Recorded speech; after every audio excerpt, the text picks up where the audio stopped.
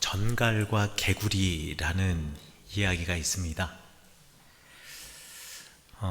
전갈이 물을 건너고 싶었어요. 근데 전갈은 수영을 할 수 없거든요. 그래서 전갈이 마침 옆에 있는 개구리에게 부탁을 합니다. 나 여기 물 건너까지 좀 건네줄 수 있냐고. 그런데 개구리가 망설이는 거예요. 왜냐하면 개구리는 전갈이 어떤 동물인지 알거든요. 전갈은 여러분들 잘 아시다시피 꼬리에 독이 있어가지고 딱 물면 그게 사람도 죽고 동물도 그 자리에서 죽잖아요. 개구리들 안 죽겠습니까? 그래서 개구리가 독침으로 자신을 찌를까봐 염려가 되었던 겁니다. 그런데 전갈이 개구리한테 이야기하는 거예요. 내가 너를 건너주기 위해서 네 등에 이렇게 딱 올라탈 텐데 만약에 내가 딱 올라타서 생각을 해보라고, 물을 건너고 있는데 내가 독침으로 너를 콕 찌르면 너도 죽고 또 나도 물에 빠져서 죽을 테니 터인데 내가 어떻게 너를 찌르겠냐고. 내가 그렇게 바보는 아니라고. 그래서 나 좀 물 건너편으로 좀 건네달라고 이야기를 하니까 개구리가 생각하기에 이게 말이 되거든요. 그래가지고 개구리가 그럼 등에 올라타면 내가 물 건너편까지 데려다 주겠다 약속을 합니다. 그래서 전갈이 개구리 등에 올라타고 물을 다 건너고 있는 한중간에 갑자기 전갈이요, 개구리를 콕 찔러가지고 개구리가 죽게 된 거예요. 몸이 막 마비가 되기 시작하는 겁니다. 그러면서 물살에 휩쓸리는 거예요. 그러면 전갈도 어떻게 되겠습니까? 당연히 죽겠죠. 개구리가 전갈을 보면서 너무 어이가 없는 거예요. 그래서 왜 찔렸냐고, 왜 찌르냐고 물어보니까 전갈이 이렇게 대답했답니다. 미안해. 나도 알고 있는데 이게 할 수가 없네. 내가 본성이러다 보니까 나도 모르게 찔렀네. 라고 하는 겁니다. 여러분, 짧은 이야기지만 이 이야기 우화를 통해서 하고자 하는 이야기는 무엇이냐?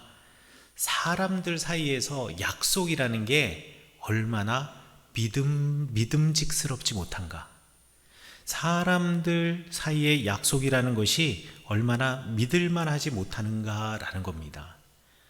사람들 사이의 약속은요, 내 처지나 또 내 상황, 그리고 그 사람의 어떤 성품 또는 그 사람이나 나에게 닥쳐진 어떤 이익이라고 하는 문제 앞에서 언제라도 깨질 가능성이 있는 불완전한 것입니다. 그리고 정말 그런 것들 앞에서, 그리고 나의 이익을 중시하는 나의 본성 앞에서, 이 전갈이 그 본성이 찌르는 본성이다 보니 개구리를 내가 죽는 걸 알면서도 찌르는 것처럼 나의 이익을 중시하려는 인간의 본능 앞에서 너무나 이 약속이라는 것은 쉽게 깨집니다.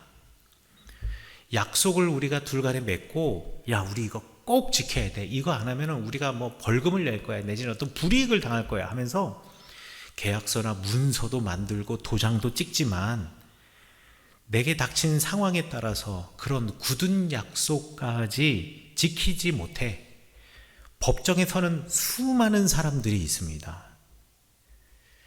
강을 건너게 해주면 절대 찌르지 않겠다라는 어떤 생존의 약속까지도 깨지는 우리의 모습, 그리고 오늘날 우리의 모습이 이 이야기 속에 담겨 있고, 이 짧은 이야기 속에는 우리 삶이 그대로 투영되어 있습니다. 그러고 보면 사람이 사람들끼리 하는 약속이라는 것이 얼마나 허무한가 다시금 생각해 볼 수밖에 없죠. 제가 그래서 우리 성운교회 부임한 이래 그 첫 해부터 꼭 했던, 항상 몇 번 했던 말이 있습니다. 우리 성도님들 사이에서는 절대 계모임 좀 하지 마시라고. 서론에 와보니까 여행계도 있고 반지계도 있고 먹자계도 있고 참 계모임 많은데 웬만하면 계모임 하지 마시라고. 그거 해가지고 서로 상처받아서 신앙생활을 하는데 걸림돌 되지 마시라고 제가 반복적으로 이야기를 해드렸는데요. 그렇습니다. 인간의 약속이라는 게 그렇기 때문에 그렇습니다. 오늘 우리가 나눌 선율교의 제목은 약속. 그런데 세상의 약속은 흔들릴지라도 결코 변하지 않는 하나님의 약속에 관한 이야기입니다. 오늘 이 약속이 성경에 고스란히 드러나 있는 대표적인 본문이 바로 10가지 재앙의 이야기이고요. 오늘 성경 본문은 9번째 재앙인 출애굽기 10장 21절부터 29절을 우리가 함께 나누었지만 사실 첫 번째 재앙이 시작이 된 출애굽기 7장부터 오늘 성경 본문에 이르기까지 전체가 오늘 하나님이 지키시는 약속을 이야기하고 있습니다. 여러분들 출애굽할 당시 이집트 땅에 내렸던 10가지 재앙을 아시죠? 아마 외우기는 힘드실 거예요. 근데 그 10가지 재앙을요, 잘 생각해 보면 외우기가 되게 쉬워요. 왜냐하면 뭐든지 다 순서에 맞춰 가기 때문에 그렇습니다. 제일 처음이 나일강이 피가 된 그 이야기부터 기억하고 있으면 나머지는 그냥 순서대로 흘러가게 돼 있어요. 나일강이 완전히 피로 변했어요.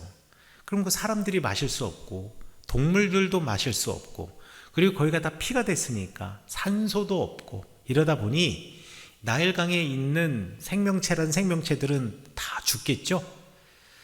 자, 그러니 그 안에 살고 있는 개구리들이 다 뛰쳐나올 수밖에 없습니다.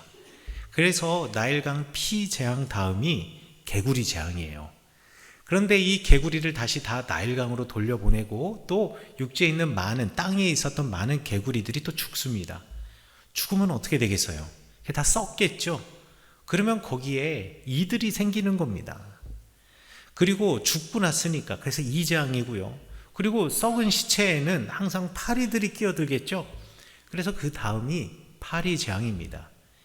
이렇게 위생 상태가 좋지 않으면 어떻게 되겠습니까? 대부분의 경우 전염병이 돌아요. 그래서 돌림병이 돌면서 가축이 다 죽습니다.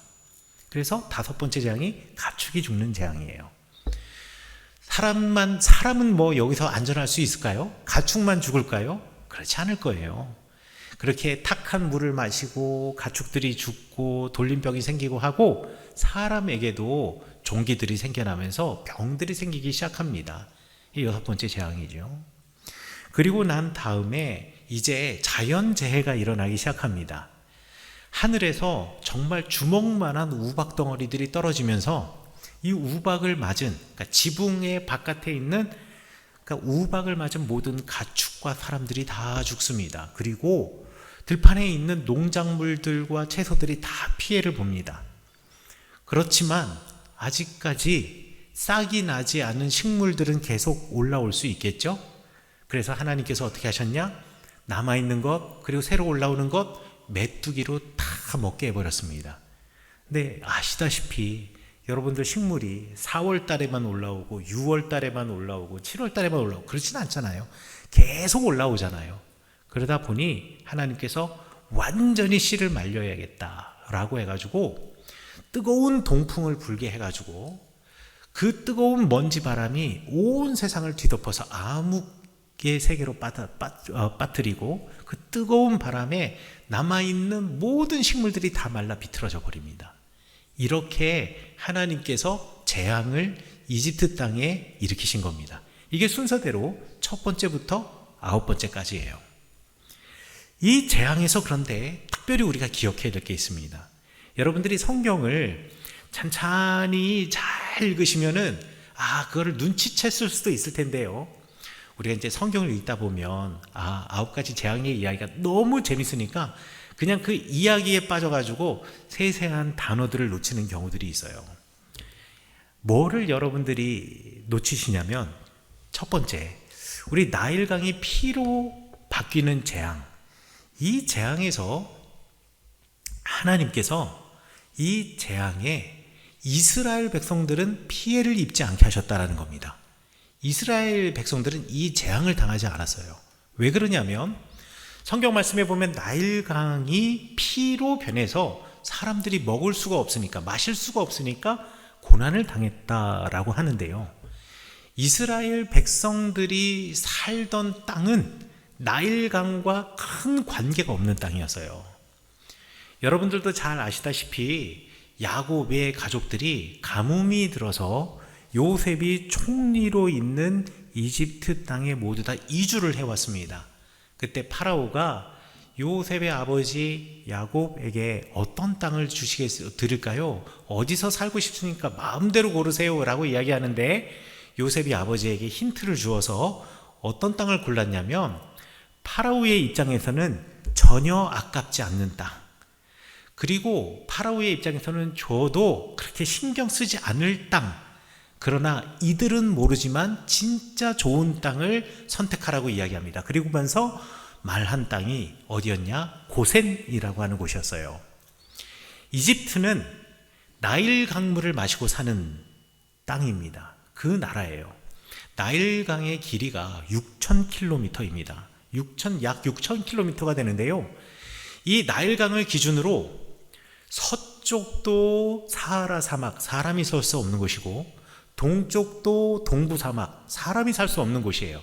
다 모래사막이에요. 비도 안 내려요. 그렇기 때문에 나일강을 따라서, 이집트라고 하는 나라는 나일강을 따라서 나일 강가에 거기 물 있는 데만 쭉 도시와 마을을 이루면서 이집트라고 하는 나라가 세워졌습니다. 그러니까 나일강을 떠나서는 이 사람들이 살 수 없는 곳이에요. 그런데 그 고센이라고 하는 땅은 나일강이 맨 마지막으로 지중해 바다 만나기 전에 막 부채살처럼 막 갈라지거든요. 부채살처럼 막 갈라지는 땅의 맨 오른쪽, 그것도 그쪽으로는 어떨 때는 물도 잘 흘렀다 안 흘렀다 하는 곳, 그리고 그곳은 이집트의 최고 북동쪽의 국경 끝이에요. 그래서 사람들이 거기는 별로 정착해서 살고 싶지 않은 곳이에요. 안전하지도 않고 물도 있을 때도 있지만 가끔씩은 나일강을 벗어나면 뭔가 못 살 것 같고, 그러다 보니까 그 땅을 선택하니까 파라오가 기쁜 마음으로 줬어요. 그런데 사람들이 잘 모르는 게 있어요. 그 땅에는요, 어떨 때는 나일 강물이 흐르기도 하고 나일 강물이 좀 마르면 안 흐르기도 하는 곳이지만, 나일강이 범람할 때 이 범람한 나일강이 큰 호수를 만드는 호수가 2개나 있습니다. 이 큰 호수 2개가요, 우리가 생각하는 요만한 무슨 학저수지 이런 저수지 사이즈가 아니에요. 수백만 명이 물을 마실 수 있고, 거기에 물고기가 살아서 거기 배를 띄우고 고기잡이를 하는 호수가, 큰 호수, 담수 호수가 2개나 있고요. 그 다음에 퇴적층의 땅이라는 게 그렇습니다. 퇴적층의 땅이 밑에 안반이 없다 보니까, 지금도 저 델타라고 하는 그 고센이라고 하는 지역은요, 땅을 파고 들어가면 170m까지 안반이 나오질 않아요. 그리고 나일강 퇴적층의 하류다 보니까 뭔가 파기만 하면 물이 올라오는 곳입니다. 그런데 첫 번째 재앙은요, 나일강이 피로 변하는 거지 호수나 우물의 물들은 깨끗한 채로 그대로 있었거든요. 그래서 이집트 사람들은 다 나일강가에 살아요. 그래서 물을 마실 수가 없어요. 그런데 이스라엘 사람들이 살던 곳은, 고센 땅은 나일강뿐만 아니라 거기에 커다란 담수도 있고 우물도 많아서 먹고 사는데 전혀 지장이 없었던 겁니다. 그래서 이집트 사람들만 고통을 당하고 이스라엘 사람들은 그곳에서 아무런 고통 없이 그냥 일상생활을 할 수가 있었습니다. 그러면 2번째, 3번째, 4번째, 5번째 재앙은 어떤가요? 마찬가지입니다. 2번째 재앙이 개구리 재앙이라 그랬죠. 성경 말씀 잘 읽어보시면 개구리가 나일강에서 뛰어 올라와서 하나님께서 뭐라고 말하냐? 파라오에게 너와 내 집과 내 궁궐과 내 신하들의 집과 이집트 사람들의 침상에 그 개구리들이 뛰어오르고 온 땅을 덮을 것이다 라고 이야기합니다. 여기에 이스라엘 백성들이 포함이 되질 않아요. 그러니까 그 개구리의 피해에서 이스라엘 백성들은 전혀 피해를 보지 않고 그냥 일상생활을 했던 겁니다. 그리고 그 개구리를 다 물리고 또 일부는 죽은 다음에 그 죽은 개구리 때문에 또 이가 생기고 파리가 생기고 하지 않겠습니까? 명시적으로 이 재앙에서는 이스라엘 백성들에게는 예외가 된다라는 구절은 없지만 이게 개구리, 죽은 개구리 때문이기 때문에, 그리고 그 개구리 주변에 티끌로 이를 만들었기 때문에 이 문맥상 야곱의 자손들과 그 사람들, 가축들은 이 창궐하는 이들로부터 자유로웠습니다. 그리고 죽은 개구리에게 파리가 끼어들잖아요. 이 이집트 사람들의 거리마다 죽은 개구리 사체들이 널브러져 있지만 고센 땅에는 죽은 개구리가 없어요. 아예 개구리가 올라오지도 않았어요. 그러다 보니 이스라엘 백성들이 거주하는 고센 땅에는 파리가 없을 것이다 라고 하나님이 이야기를 하셨습니다. 그리고 5번째 재앙이 돌림병이 돌아서 가축이 죽는 건데, 이 돌림병도 죽은 개구리 때문에 위생 상태가 안 좋아서 생기는 전염병 아니겠습니까? 그러다 보니 이집트 사람들의 가축에는 돌림병이 걸리고, 특별히 성경에 보면 파라오에게 속한 가축 중에 말과 나귀와 낙타와 소와 양 등에는 특별히 더 심했다 그랬는데, 하나님이 말씀하시기를 이스라엘의 가축에게는 병이 생기지 않아서 한 마리도 죽지 않았더라 라고 이야기를 하고 있습니다. 그러니까요, 첫 번째부터 5번째 재앙 오기까지 이집트 사람들은 고난과 고통을 받고 있는데 이스라엘 사람들은 전혀 이거와 관계없이 일상생활을 하고 있었던 겁니다. 그럼 또 6번째 재앙부터는 어떨까요? 마찬가지예요. 악성 종기, 그러니까 그 전염병이 가축에만 있었던 것이 아니라 사람에게도 있는 것이 악성 종기인데, 명시적으로 이스라엘 백성들에게 대한 언급은 없지만 재앙의 피해와 그 경향성을 미뤄봤을 때 야곱의 자손은 전혀 관계가 없었습니다. 그리고 하늘에서 우박이 내려서 지붕 바깥에 있는 가축이든 사람이든 식물이든 하여간에 생명이 있는 것을 전부 다 재앙을 입게 되었는데요, 성경 말씀에 보면 이스라엘 자손들이 있는 고센 땅에는 우박이 내리지 않더라 라고 얘기를 했습니다. 메뚜기 재앙도 마찬가지입니다.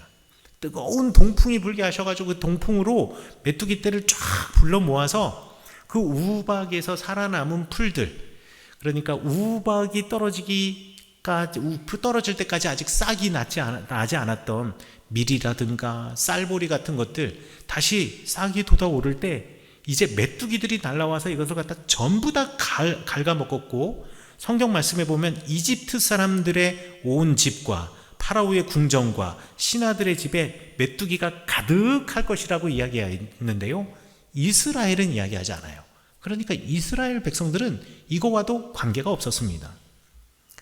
마지막으로 하나님께서 더듬을 만한 흑암을 주셨다 그랬는데, 여러분, 어둠을 더듬을 수 있어요?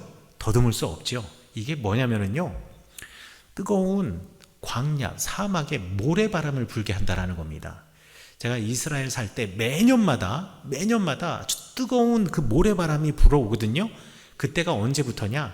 6월절 딱 끝나고부터 한 50일간 뜨거운 바람이 막 불어옵니다. 그러면은요, 한 일주일 가까이 며칠씩 온 세상이 붉은색으로 변해요. 그러니까 모래바람이, 황사, 우리나라 황사는요 별것도 아니에요. 그래도 황사 때 여러분들 사람들끼리 보는데 문제 없잖아요. 그런데요, 이스라엘이나 이 중동 지역에서 뜨거운 모래바람이 불면 보통 제가 살고 있었던 이스라엘 같은 경우에는 그러니까 온 세상이 다 붉은색이 되는 겁니다. 그리고 하늘에 해가 보이긴 보여요. 그런데 하얀 동그란 점으로만 보여요. 그래서 운전하는 사람들이 다 헤드라이트를 반드시 켜야지만 운전을 할 수가 있어요. 상대방이 오는 차를 볼 수가 없으니까. 그런데 그것만 하더라도 온 세상이 붉은색이고, 그래도 사람들이 식별은 가능하지만 지금 오늘 이 더듬을 만한 흑암이라는 것은 히브리어로 뭐라고 번역을 기억하면 되냐면 어둠을 만질 수 있을 거라고 합니다. 그게 이렇게 모래바람이 불어와도요, 여러분들이 모래를 만질 수는 없잖아요. 그런데 이 어둠을 만질만 하다라는 것은 내가 걸어 다니면서 지금 이 어둠을 일으키는 이 모래를 공중에서 만질 정도로 꽉 찼다라는 얘기죠. 그러니까 온 세상이 붓다 이 정도가 아니라 깜깜해서 성경 말씀에 보면 앞에 사람도 구분할 수 없을 정도의 흑암이 있었다 그래요. 그런데 성경 말씀에 보니까 이집트 온 땅이 3일 동안 낮에도 완전히 깜깜했는데 이스라엘 자손들이 거주하는 고센 땅에는 빛이 있었다라고 이야기를 합니다. 이것으로 보아서 하나님이 이집트 땅에서 내리신 재앙에서 야곱의 자손 이스라엘 백성들은요, 재앙의 피해를 전혀 입지 않았다라는 겁니다. 첫 번째부터 9번째 재앙에 이르기까지. 그리고 이집트 사람들과는 달리 그냥 일상생활을 그냥 그대로 자연스럽게 편안하게 했다라는 거죠. 그렇다면 왜 하나님은 이 이스라엘 백성들을 재앙으로부터 안전하게 지키셨을까요? 그것은 하나님이 약속한 것이 있으셨기 때문에 그렇습니다. 하나님께서 우리 출애굽기 2장 24절의 말씀 보면은요, 모세에게 그렇게 이야기합니다. 그리고 하나님이 이렇게 이야기하죠. 하나님이 그들의 고통 소리를 들으셨다. 이스라엘의 고통 소리를 들으시고 하나님이 아브라함과 이삭과 야곱에게 세운 언약, 약속을 기억하셨다. 그렇다면 하나님께서 약속하신, 그러니까 이스라엘 백성의 선조인 아브라함과 그리고 이삭과 야곱에게 약속하신 것은 과연 무엇이었을까요? 가장 대표적인 것이 땅을 약속하신 겁니다. 이 땅, 가나안 땅을 너와 네 자손 대대로 너희의 것이 되게 하겠다 라고 하는 땅을 약속해 주셨고, 아브라함에게는, 그리고 이삭에게도 야곱에게도 자손들을 약속해 주셨습니다. 너희의 자손이 하늘의 별처럼 많을 것이다. 이 광야의 땅에 모래알처럼 많을 것이다. 티끌처럼 많을 것이다. 자손을 약속해 주셨고요. 그리고 너는 복이 될지니라. 그러니까 우리에게 복의 통로가 된다라는 약속을 해주시고 또한 복도 약속해 주셨습니다. 그리고 마지막으로 약속해 주신 것이 무엇이냐? 보호하심을 약속해 주셨습니다. 창세기 12장 3절에 보면 하나님께서 아브라함에게 이렇게 말씀하십니다. 너를 축복하는 자에게는 내가 복을 내리고 너를 저주하는 자에게는 내가 저주하겠다. 이게 우리 성경 말씀에 그냥 이렇게 기록이 되어 있는데, 고대 문서에는 가장 전형적인 나라와 나라가 서로를 보호해주는 조약문이 바로 이렇게 쓰여져 있습니다. 그러니까 이거는 보호의 이야기고요. 그리고 더 구체적으로 창세기 15장에서 하나님께서 아브라함과 언약을 맺기 전에 이렇게 약속하십니다. 내가 너에게 방패가 되겠다. 아브라함아, 두려워하지 말아라. 내가 너의 방패다 라고 이야기를 합니다. 그리고 야곱에게는 이렇게 말합니다. 두려워하지 말아라. 내가 너와 함께 있겠다. 내가 너를 떠나지 않겠다. 내가 어디를 가든 내가 너를 지키겠다. 하나님은 재앙의 한복판에서도 이스라엘 백성들의 선조인 아브라함, 이삭, 야곱에게 하신 약속을 지키셨습니다. 너와 네 자손들이 어디로 가든지 내가 너를 지키겠다. 내가 너를 떠나지 않겠다. 내가 어떠할지라도 나는 절대 너를 떠나지 않겠다. 그리고 내가 너의 방패가 되겠다. 이 약속. 하나님은 사람과 달라. 사람은 상황과 처지에 따라서 또는 내 이익에 따라서 언제라도 약속을 깨지만, 하나님께서는요, 하나님께서 하신 약속을 반드시 지키는 분이셨습니다. 그래서 재앙 가운데도 이스라엘 백성들이 사는 고센 땅은 하나님께서 지켜주셨습니다. 재앙 한복판에 그어진 그 구별의 선, 한쪽은 완벽한 어둠, 그리고 한쪽은 환한 빛. 이 재앙 한복판에 그려진 구별의 선, 그것은 하나님의 약속의 선이었습니다. 한쪽은 아무리 재앙을 당할지라도, 한쪽은 아무리 고난을 받을지라도, 고통을 당할지라도 내 약속의 아들들은, 내 약속의 자녀들은 내가 방패가 되어서 지키겠다. 성도 여러분, 이 사건은 수천 년 전의 남의 나라 이야기가 아닙니다. 대략 지금으로부터 이 이야기는 2200년 전의 이야기이지만 그게 2200년 전의 과거의 이야기가 아닙니다. 이것은 오늘을 사는 우리에게, 바로 여러분에게, 저와 여러분에게 주시는 하나님의 메시지입니다. 우리는 믿음으로 말미암아 아브라함의 자손이 된 사람 아니겠습니까? 갈라디아 3장 7절에서 바울 선생님이 이렇게 말씀하셨습니다.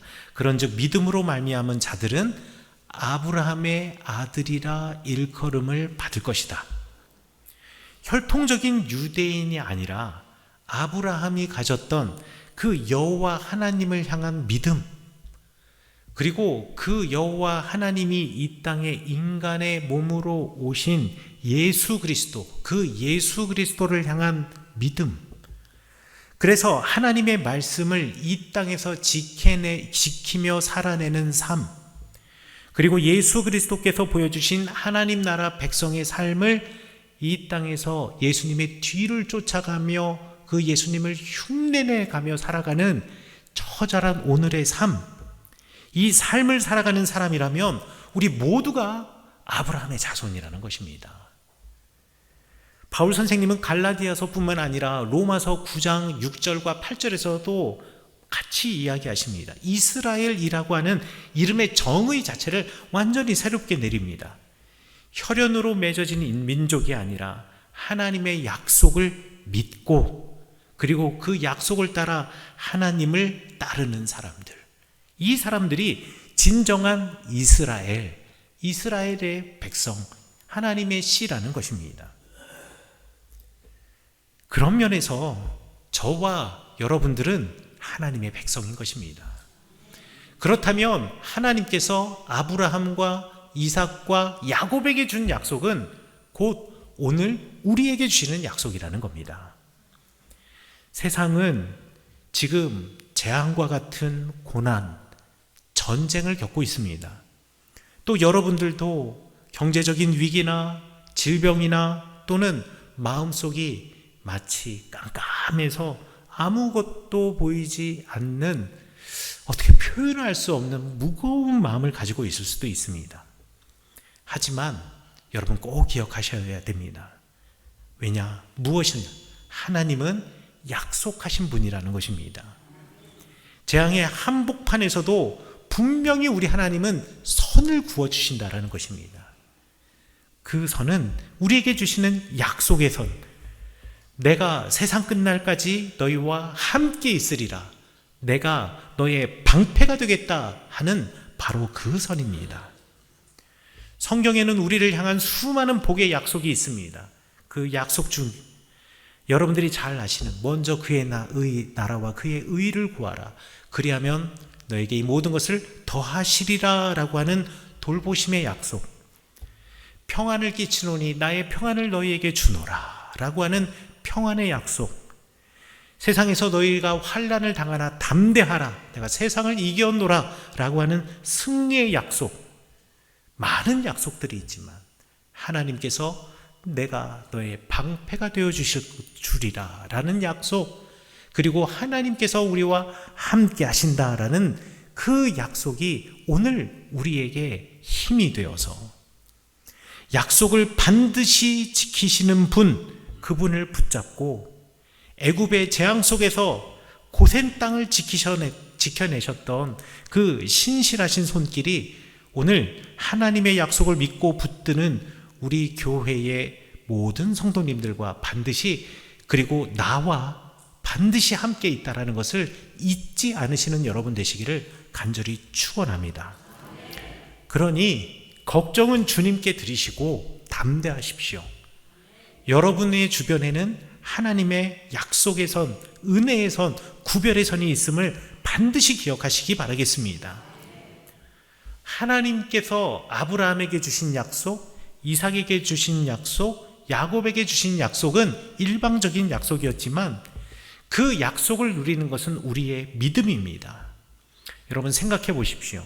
이스라엘 백성이라고 내가 고센 땅에 살고 있다 손치더라도 이집트 땅에 재앙이 쏟아지는 소리, 그거 못 들었겠습니까? 이집트 땅이 지금 암흑으로, 내가 있는 곳은 빛으로 환한데 저곳은 어두컴컴하게, 아니 먹구름보다도 더 껌껌한 어둠 속에 있는 것, 이스라엘 백성들은 못 봤을까요? 몰랐을까요? 알았을 겁니다. 나일강이 피가 되었다라는 것 몰랐을까요? 알았을 겁니다. 개구리와 이와 파리가 창궐하고, 그리고 각종 돌림병과 악성 종기가 그들을 괴롭힌다라는 것 알고 있었을 것입니다. 그리고 그곳에 우박이 떨어져서 많은 이들이 죽었고 식물들이 피해를 보았고 메뚜기 떼들이 전부 다 갉아먹었다라는 것, 고센 땅에 살고 있는 이스라엘 백성도 분명히 알았을 것입니다. 그러나 이스라엘 백성들이 두려워했던가요? 아니요. 이들이 혹시 우리에게도 이 전염병이 오지 않을까? 혹시 우리에게도 이 메뚜기 떼가 날아오지 않을까? 혹시 그 이가 우리에게도 오지 않을까? 개구리들이 우리의 호수와 그리고 우리의 우물에서 뛰쳐나오지 않을까? 이런 걱정하지 않았습니다. 왜 그럴까요? 하나님의 약속을 굳게 믿고 알고 있었기 때문에 그렇습니다.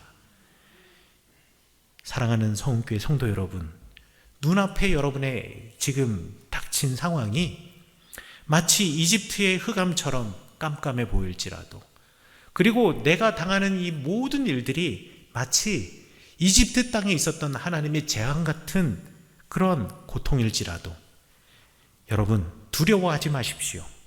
우리에게는 하나님의 약속이라고 하는 그야말로 거룩한 약속이라는 보증서가 있지 않습니까? 우리가 힘들 때 하나님께서 우리에게 주신 약속을 꼭 기억하십시오. 여러분들이 고난 가운데 있을 때, 여러분들이 두려움과 걱정 속에 있을 때 하나님이 우리에게 주신 약속을 기억하십시오. 그 하나님은 우리의 방패가 되시고 우리와 늘 함께 하신다라고 말씀하셨습니다. 하나님께서는 반드시 그 약속을 지키십니다. 여러분의 가정에, 일터에, 그리고 여러분의 자녀들의 앞날에 하나님의 구별된 인도하심과 보호하심의 은혜가 있기를 간절히 축원합니다. 여러분의 인생에 하나님이 지키시는 구별된 선, 약속의 선이 있음을 알고 담대하게 이 땅을 살아가시기를 간절히 축원합니다. 그리고 여러분 가운데 주님이 함께 하시고 주님의 지켜주심의 은혜가 임할 것을 믿음으로 선포하며 오늘 어깨를 펴고 당당하게 걸어가시는 여러분 되시기를 간절히 축원합니다.